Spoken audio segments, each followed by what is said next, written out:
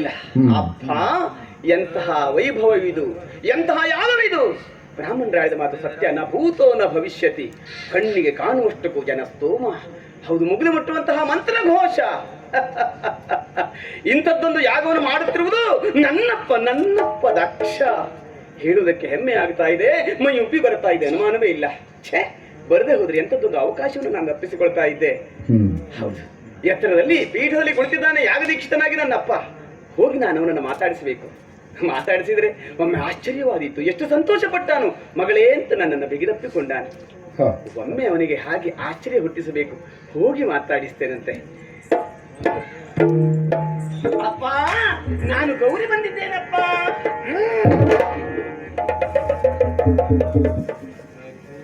ಅಮ್ಮ, ನಾ ಗೌರಿ ಬಂದಿದ್ದೇನಮ್ಮ.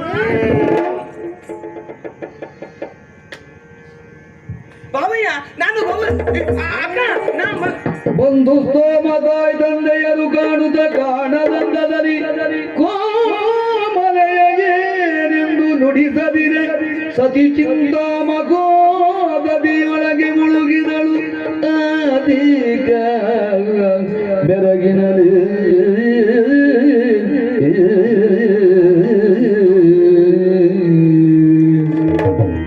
ಆಶ್ಚರ್ಯ! ಅಪ್ಪರಿಗೆ ಹೋಗಿ ಕೈ ಮುಗಿದ್ರೆ ಮುಖ ನೋಡಿ ಮತ್ತೆ ಮುಖ ತರಿಸಿಕೊಳ್ತಾ ಇದ್ದಾನೆ. ಅವನೇನೋ ಗಡಿಬಿಡಿಯಲ್ಲಿರಬಹುದು ಅಂತ ಭಾವಿಸಿದೆ ನಾನು.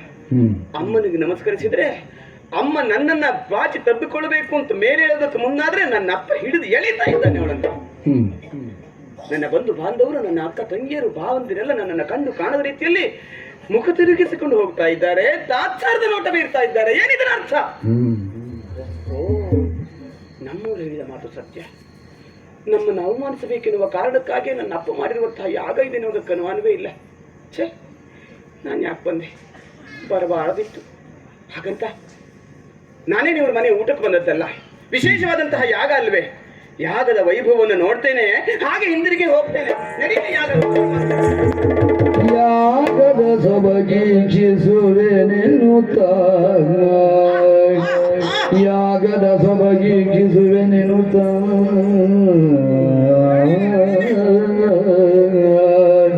ಇಂದ್ರಾಯ ಸ್ವಾಗ ಅಗ್ನಯ ಸ್ವಾಗ. ಯಾಗದ ಸೊಬಗ ಈಕ್ಷಿಸುವೆನೆನ್ನುತ್ತ ಯಮಾಯ ಸ್ವಾಗ ನಿವೃತ್ತಯ ಸ್ವಾಗ. ಯಾಗದ ಸೊಬಗ ಈಕ್ಷಿಸುವೆನೆನುತ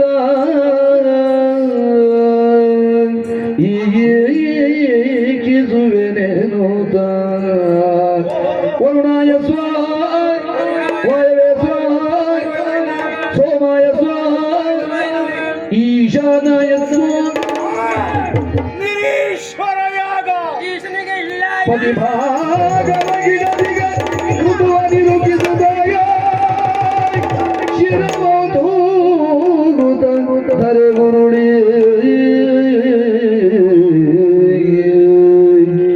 ಯಾತಕ್ಕೆ ಬಂದೆನು ನಾನಿ ಪಾತಕಿ ಮಾಡುವನು ಯಜ್ಞಕ್ಕೆ.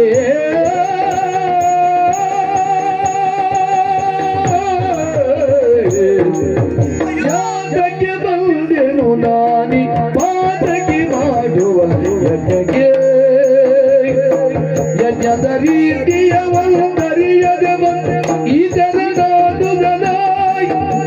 ಯಜ್ಞದ ರೀತಿಯ ಒಂದರಿಯದೆ ಈತರನಾದುದನಾಯ್. ಪತಿಗಳಿಗೆ ತೈಲೋಕ್ಯದಿ ಕೃತುವಿನ ಭಾಗವ ಕೊಡದಿಗ.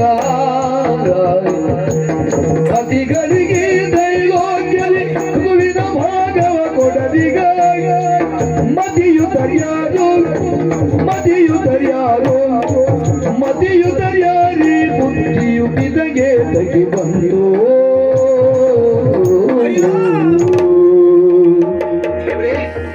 ಯಾಕೆ ಬಂದೆ ನಾನು ಇಲ್ಲಿವರೆಗೆ?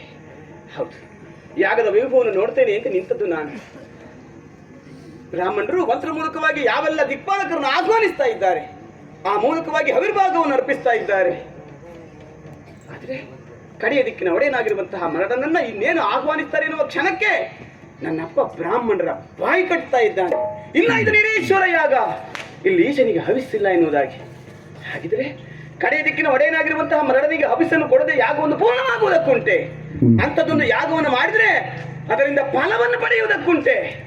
ಇದು ಗೊತ್ತಿದ್ದು ಸಹಿತವಾಗಿ ನನ್ನಪ್ಪ ದಕ್ಷ ಬುದ್ಧಿವಂತ ಯಾಕೆ ಈ ರೀತಿಯಾದಂತಹ ಕೃತ್ಯವನ್ನು ಕೈಗೊಂಡ? ಮಾಡಿದ್ರಿಂದ ಪ್ರಯೋಜನವೇನಾಯ್ತು ಅವನಿಗೆ? ಇರಲಿ, ಅವನೇನು ಅಹಂಕಾರದಲ್ಲಿ ಬುದ್ಧಿ ಇಲ್ಲದೆ ಇಂಥದ್ದೊಂದು ಯಾಗವನ್ನು ಮಾಡಿದ್ದಿರಬಹುದು. ಆದರೆ ಈ ಯಾಗಕ್ಕೆ ನಾನು ಯಾಕೆ ಬರಬೇಕಾಗಿತ್ತು? ನಮ್ಮವರು ಮೊದಲೇ ಹೇಳಿದ್ರು, ಗೌರಿ ಹೋಗದಿರಿ ಹೋದರೆ ಆಗೋದಿ ಬರಿಯನು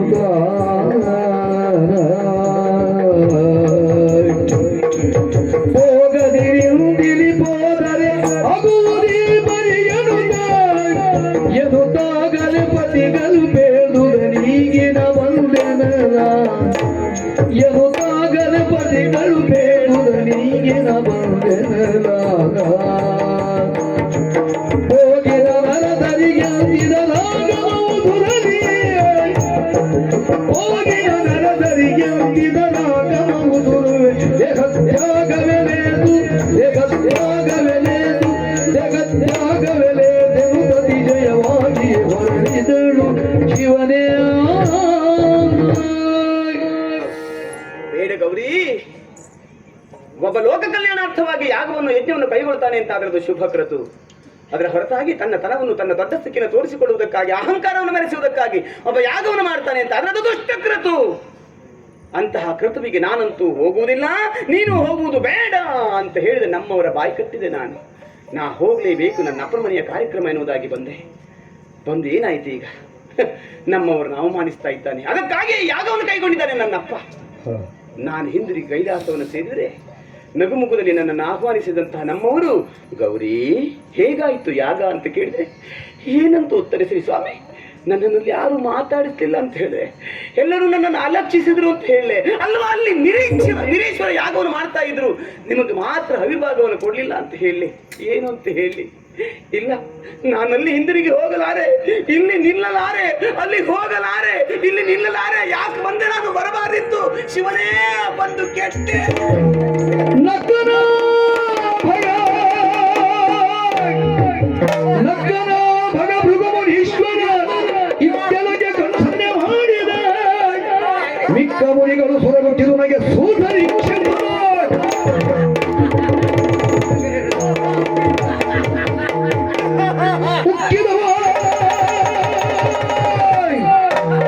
ಉಕ್ಕಿದವು ಕಿಡಿಕಟ್ಟಿಡಲಿ ಪ್ರಳಯಾರ್ಕ ರುದ್ರನು ಗಲಿದಿ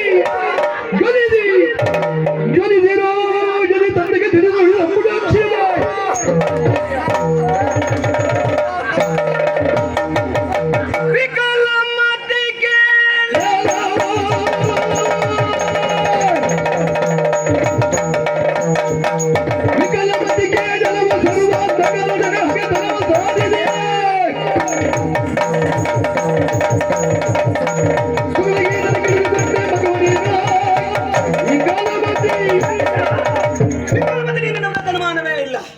ನಮ್ಮವರ ಕಡೆಗಣಿಸಿದ್ಯಾ ನೀನು? ನಮ್ಮವರ ಕಡೆಗಣಿಸಿ ನಿರೀಶ್ವರ ಯಾಗವನ್ನು ಮಾಡುವುದರ ಮೂಲಕವಾಗಿ ನಿಷ್ಪ್ರಯೋಜಕವೆನಿಸಿಕೊಂಡೇವಲ್ಲ.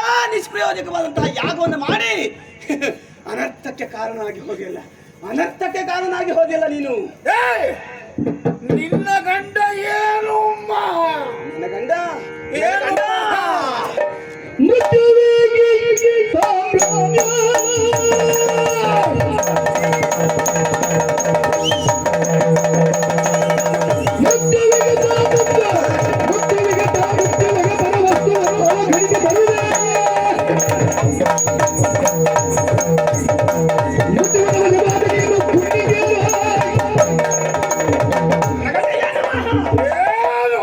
ಪ್ರಪಂಚದ ಯಾವೆಲ್ಲ ಜೀವಿಗಳ ಜೀವವನ್ನು ಸೆಳೆಯುವಂತಹ ಮೃತ್ಯುವಿನೆನಿಸಿರುವಂತಹ ಮೃತ್ಯುವಿಗೂ ಮೃತ್ಯ ಸ್ವರೂಪ ನೆನೆಸಿರುವ ಮೃತ್ಯುಂಜಯ ನಮ್ಮವರ ಯೋಗ್ಯತೆಯನ್ನ ನೀನೇನು ಬಲ್ಲೆಯ? ನೀನೇನು ಬಲ್ಲೆ? ಈ ನಿರೀಶ್ವರ ಯಾಗಕ್ಕೆ ನಾನೊಬ್ಬರೇ ಅಲ್ಲ, ನನ್ನೊಟ್ಟಿಗೆ ಇವರೆಲ್ಲ ಇದ್ದಾರೆ. ಕೂಡಿದಿ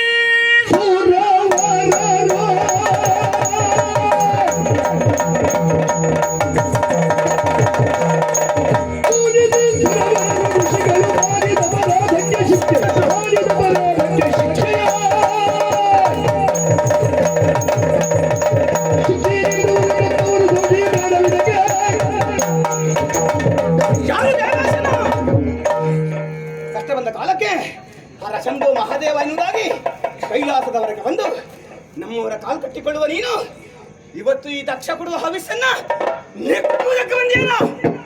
ನೀನು ಅಂತಲ್ಲ, ಈ ಯಾಗಕ್ಕೆ ಸಹಕರಿಸಿರುವಂತಹ ಯಾವೆಲ್ಲ ಬ್ರಾಹ್ಮಣರು, ಯಾವೆಲ್ಲ ದೇವತೆಗಳು, ಅವರಿಗೆಲ್ಲ ಇಂದೆಲ್ಲ ನಾನೇ ನನ್ನ ಗಂಡ ಶಿಕ್ಷೆಯನ್ನು ಕೊಟ್ಟೇ ಕೊಡ್ತಾನೆ. ನನ್ನ ಗಂಡ ಶಿಕ್ಷೆಯನ್ನು ಕೊಟ್ಟೇ ಕೊಡ್ತಾನೆ. ಬಿಡ ಗಂಡ ಗಂಡ ಗಂಡ ಎಷ್ಟಾದ್ರೂ ನೀನು ನನ್ನ ಮಗಳು ನೆನಪಿರಲಿ. ಸಾಕು ಸಾಕು ನಿಮ್ಮಿಂದ. ಸಾಕು ಸಾಕು ಸಾಕು ಸಾಕು ನಿಮ್ಮಿಂದ. ಬೇಗ ಸುಡು ದಕ್ಷ ಮಗಳು, ಬೇಗ ಸುಡು ದಕ್ಷ ಮಗಳು.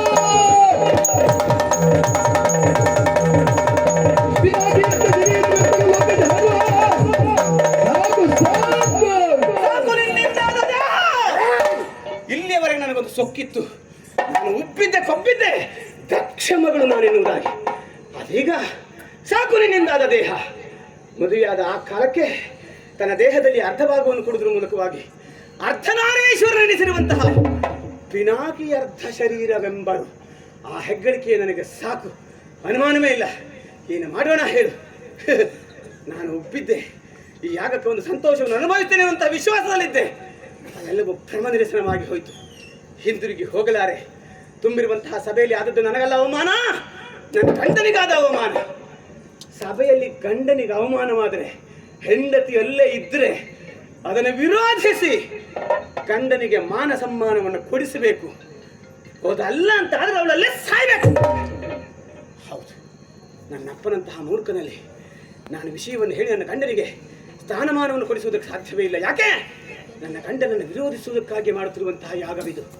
ಹಾಗಿದ್ದು ನಾನು ಹಿಂದಿರುಗಿ ಹೋಗುವುದಲ್ಲ, ಇಲ್ಲೇ ಸಾಯ್ಬೇಕು, ಇಲ್ಲೇ ಸಾಯ್ಬೇಕು.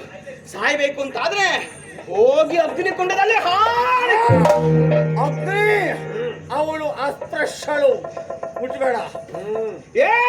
ಬಿಡು ನನ್ನ ಅಗ್ನಿಯನ್ನ, ಸುಡು ನಿನ್ನ ಅಗ್ನಿಯನ್ನ. ನಿನ್ನ ಅಗ್ನಿಗೆ ನನ್ನನ್ನು ಮುಟ್ಟುವ ಧೈರ್ಯ ಉಂಟೇನೋ? ನಿನ್ನ ಅಗ್ನಿ ಅವಶ್ಯಕತೆ ನನಗಿಲ್ಲ. ನನ್ನ ಗಂಡನ ಇಟ್ಟಿಲ್ಲ ಆಗ್ತಾನವ, ಅವನ ಕಣ್ಣಿನಲ್ಲುಂಟು ಅಗ್ನಿ. ಆ ಅಗ್ನಿಯ ಅವಶ್ಯಕತೆ ನನಗಿಲ್ಲ. ನನ್ನ ದೇಹದಲ್ಲುಂಟು ಅಗ್ನಿ, ಯೋಗ ಅಗ್ನಿ. ಅದು ಆ ಅಗ್ನಿಯಲ್ಲಿ ಉಜ್ವಲಿಸಿ ಪ್ರಜ್ವಲಿಸಿ ನಿನ್ನಿಂದಾದ ದೇಹ, ನಿನ್ನ ಕಣ್ಣೆದುರಿಗೆ ಕರಟೆ ಕಮರಿ ಹೋಗ್ತೇನೆ. ನಿನ್ನ ಮಗಳೆಂದೆಂಬ ವ್ಯಾಮೋಹ ನಿನ್ನ ಕಣ್ಣೆದುರಿನಲ್ಲಿ ಕರಗಿ ಹೋಗಬೇಕು. ನಾನು ಪಿನಾಕಿ ಅರ್ಧ ಶರೀರವಾಗಬೇಕು. ನಾನಿಲ್ಲಿಯ ಕರಗಿ ಹೋಗಬೇಕು. ನಾ ಪಿನಾಕಿ ಅರ್ಧ ಶರೀರವಾಗಬೇಕು. ಓ ನಮ